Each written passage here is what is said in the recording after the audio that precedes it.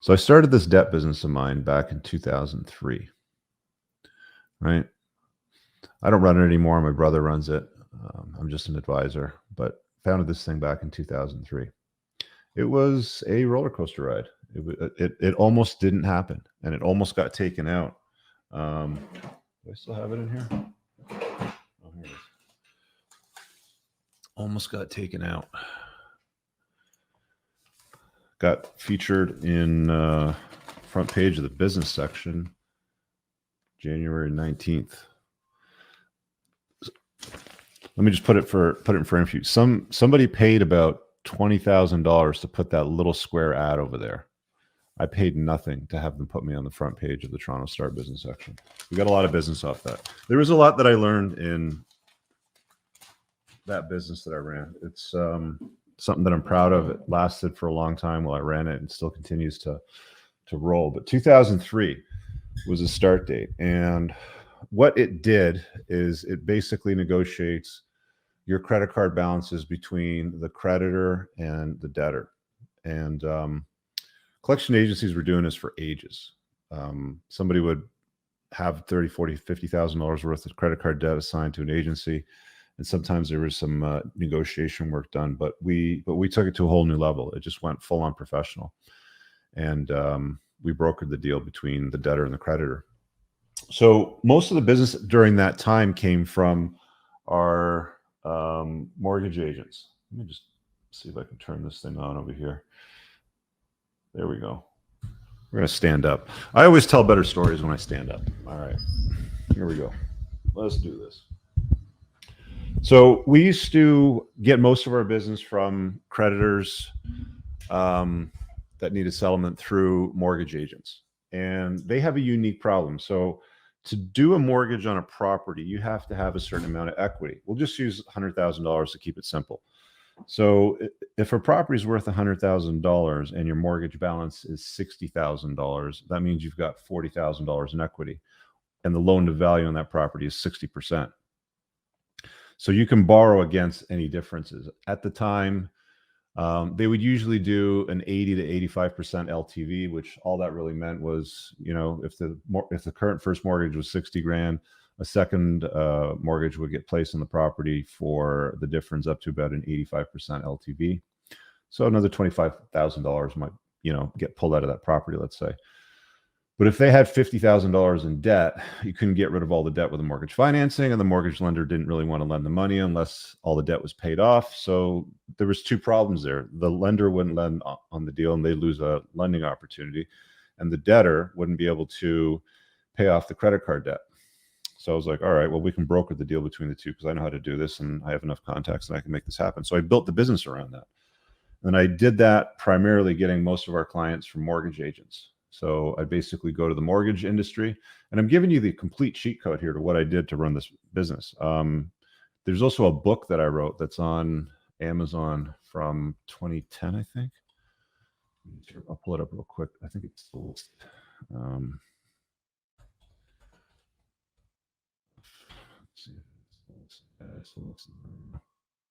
so add to screen. Is that no?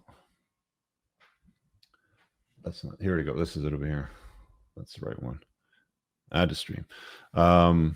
So it's just called Enough is Enough, the DIY Debt Settlement Guide. So everything in this book over here, it's only available as Kindle. I never did it as print because I didn't really care at the time. But everything in here is basically what we did from day one all the way through the entire settlement process. So I gave away the cheat code to settling your own debt.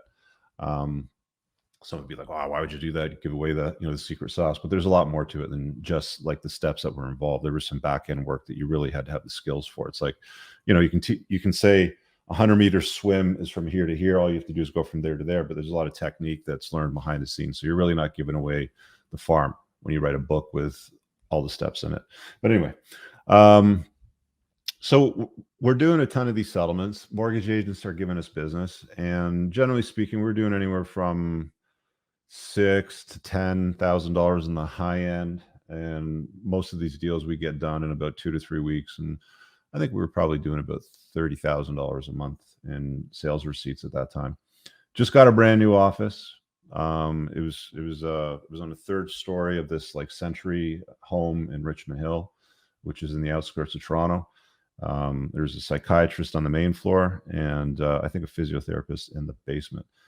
So bringing in deals. I'm doing all the deals. I'm doing a lot of the negotiating. I've got my brother in the business doing some sales, and another guy who was also doing some sales, and this chick that was doing some of the negotiation work with us. And it went along pretty well for quite a few years, from 2003 to 2005, until I had this guy who was one of the biggest deals I ever took on from one of the larger mortgage agents that I had a great relationship with.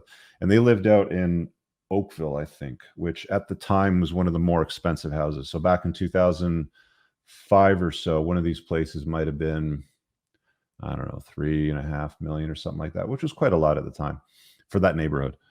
And got this deal that was going to pay out about $15,000 in fees, I think, in total.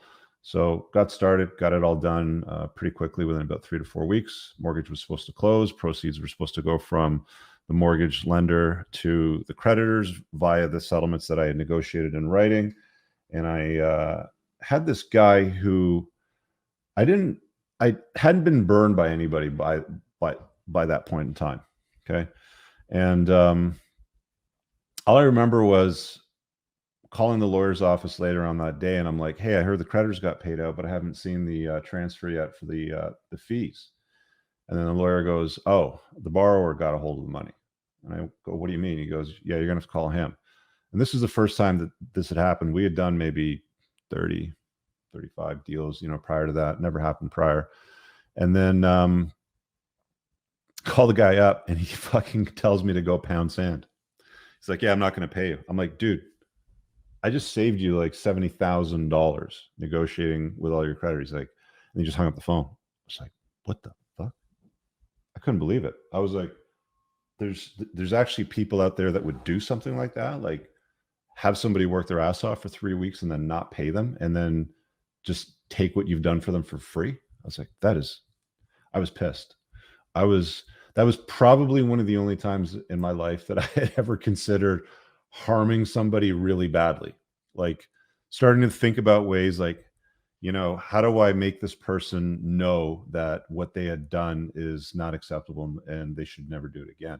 I was like, no, man, this is like, I got to the point where I was talking to my brother about it, and it's like, we kind of got to the conclusion of it's not worth it. You don't want to end up dealing with criminal charges or ending up in jail or whatever happens, right? It's like, yeah, it's just, no, it's not worth it. So it was at that point that scammer that ripped me off for 15 grand, about half of what I would normally make in a given month. And I had payroll to do that day. So I actually didn't even pay myself at that time to make sure the payroll cleared. So I got my staff taken care of, and I was like ready to do something to this guy. And I'm like, nope. When I marinated on it, I was like, I'm not going to lose here. Like this, like there's got to be a silver lining. You guys have heard there's a silver lining in every piece of chaos out there. And there's these stories about fragility, robustness, and anti-fragility. I think it comes from Nicholas Taleb. I probably got the combination of his name wrong, but it's something like that. Anyway, he wrote a book called Anti-Fragile. And there's 3 levels of fragility. There's I could take a glass, for example. So if I take this glass over here and I were to drop it from sufficient height, it's fragile. It's going to break. My drink's going to go all over the floor. So that's what fragility is. Robustness would be something like, I don't know, this box for my ledger. It's like nothing happens if I drop it. It doesn't break. It doesn't get better. It doesn't get worse. Nothing happens. It's robust. That would be like a bag of sand, dropping a bag of sand, same sort of thing. And then there's anti-fragility, which means you only get better when chaos is applied to something. And I don't have any example of anything here that would improve if I added chaos or stress to it. But that's something that's unique to human beings. Humans can actually get better when there's chaos introduced into their life. And that book wasn't out at the time. I think that book came out about 7 or 8 years later, because I remember listening to it. Actually, I did a review on that book in my car in the early days of the channel. So if you search on my YouTube channel for Entrepreneurs in Cars Anti-Fragile, I think you'll find it. I was probably driving the M3 at the time. I did a lot of book reviews back then, so there's some interesting ones. Anyway, so I figured out I got to use this as an opportunity to grow. Don't lose, learn. And I kept telling myself that over and over again. Don't lose, learn. Don't lose, learn. I'm like, how the fuck do I make sure this isn't happening? And this guy ripped me off for half of my monthly sales receipts. I couldn't pay myself that day, so I had to pay the staff only. And it's like, okay. So I went on a pretty much like a 48-hour binge looking for potential solutions. And I've used the term R&D for you guys before. R&D isn't research and development, it's rip off and duplicate. Quite often, the solutions to many of our problems as guys already exist out there. You just have to be attentive enough to know how to go find them, all right? And then execute that shit methodically with precision. So that's what I did. I found software, and I pivoted the business from doing lump sums, taking the deals from mortgage agents. One of the other problems I ended up dealing with the mortgage agents is a good number of them would try to do it themselves, right? Like they would actually figure out that on top of getting their broker's fee for facilitating the mortgage payment, which might have been anywhere from $3,000 to $6,000 for them on average at that time, they could also charge the customer money to go and negotiate that. So it's like I was basically training my competition because they also knew a lot of the inside stuff. So I was like, okay, I need to put some distance between this type of deal. So I got rid of that kind of customer for the most part. And also, instead of going to get my customers from mortgage agents, I went directly to get the customer. Here's how I did it. I'm like, how do I find my customer? So I did things like fax broadcasting. I tried fax broadcasting. I tried ads, like I showed you that newspaper. I tried ads in newspaper. I did radio shit. The stuff that really worked well for a good period of time, it still works okay today, not as well as it did back in the day, was pay-per-click ad marketing through Google AdWords. I got really good at that, and within maybe a couple of years, like I was top in the space. Like my conversion rates were super high. They were like triple what the other guys in the industry were getting, and the cost for acquisition was very, very cheap. There was a lot of margin at the time. So I went from not being able to pay myself on payday and getting fucked over by a guy that I couldn't do anything about. I had no legal remedy. I could have potentially sued him, but I don't even remember the status of the contract at the time. And I probably wouldn't have had the money to pay a lawyer, to be honest with you, because it would have probably cost about 20 grand minimum in fees to get anywhere close to getting him to cough up the cash. And even then, I may not have even gotten paid. So it's just like, it was a loss leader. And I've done that a few times in life. I mean, I lost $46,000 on a mortgage deal once. This guy did pay me 15 grand. Like, you get screwed over in life as a guy when you start taking risks, especially when you're running a business, especially when you get involved, in matters of finance. It's going to happen. It doesn't happen that often, but it has happened. Right. So to the point of that, what I ended up doing after that is I basically went from eating what I killed, I guess basically is best way to define it. So when an animal goes out hunting, you kill it, you eat it, the meat's good for maybe a day. I don't know what the total window is. Let's say it's a day, and then you have to go out and do it all over again, right? So you're always eating what you kill. And I had some inkling about what was going on with cell phone contracts at the time, because I used to think to myself, the cell phone company does really good. Like, I had one of those old ass Nokias. They were like a brick. This is 2005 or 6. And, I was like, they're collecting $27 a month from me every single month, and I keep using the service. And how many customers do they have? And they keep using the service. I'm like, recurring revenue is way better, because you open up the door at the start of the month and you know exactly what's coming in, right? You know, it's a budget for marketing, you know how, basically how things are going to unfold that month. So I essentially pivoted the business from one-off deals to a subscription revenue model, which basically built a book of business, which I had offers to buy from me. But essentially, we build a large book of business. And that's what that one guy that fucked me over for 15 grand in 2005 forced me to take a look at alternatives. One of them, could have put me in jail, or, maybe done something stupid. So I took a good look at alternatives. And I found a way to make more money over a longer period of time and take on more clients with the same amount of headcount, staffing basically. And it was after that that the business took off. It just blew up. Like I think our biggest months were maybe $300,000 a month in like sales receipts. We had over 1,000 customers, and over a long period of time too. So they were paying over not just like a few months or a few weeks like I was before, but generally speaking, about 4 years. So you just took the total fee, you broke it down over 4 years, and you had the subscription revenue model. Good thing about that is it's sellable. Somebody may want to buy your book of business. They may want to buy your business because it already has customers that are making payments. So attractive businesses to buy have recurring revenue. Netflix, for example, has customers that are subscribed. They pay whatever it is a month, depending on their plan. And then that recurring revenue, multiplied by the number of customers they have making the payments is now called a book of business. And somebody could come along and say, right, we'll give you $10 million for that, $100 million, whatever it's worth. And that's when businesses sell. Like that's why these tech companies always look for users. So they can say, like YouTube right now is going to say, well, we have X number of eyeballs on our platform every single day. We have the attention of these people. So subscription revenue, beautiful. That's why they call subscribers on YouTube, right? Because you subscribe for the content. YouTube, unfortunately, doesn't generally send it to you. You have to like subscribe, hit the notification bell, and even that doesn't work half the time. And you have to go and search for the damn channel to watch the shit that you want because they don't want to show it to you. But another story.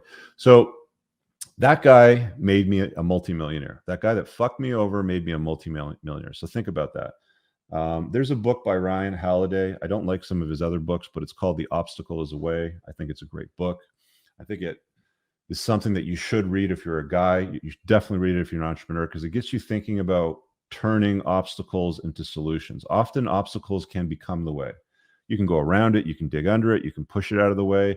There's a whole bunch of different ways to handle things. Sometimes you could, turn the obstacle into the way, for example. So there's different ways to handle it. So that was the first one that I wanted to drop on you guys. Hey guys, I really hope that you enjoyed that short clip. If you did, consider supporting the creation of content by checking out my supplement line. Pinned in the top comment below of this video in the comments, there's a link to the unpluggedalpha.com/shop. When you click through, you'll be able to land over here, and the entire lineup is broken down by category that it performs best in: estrogen metabolism, fat burning, your foundational essentials for health, immune health, performance, and testosterone support. If you check out with coupon code ALPHA10, you'll get 10% off on your first order. There's also the option to use the subscribe and save model, where regular shipments will be sent over to you on a regular basis, and that gives you a little bit of a discount, and your supplement facts are always broken down over here. Thanks for watching. I hope you guys have an awesome day. And again, check out that link. It's pinned in the top comment below in this video. Peace out.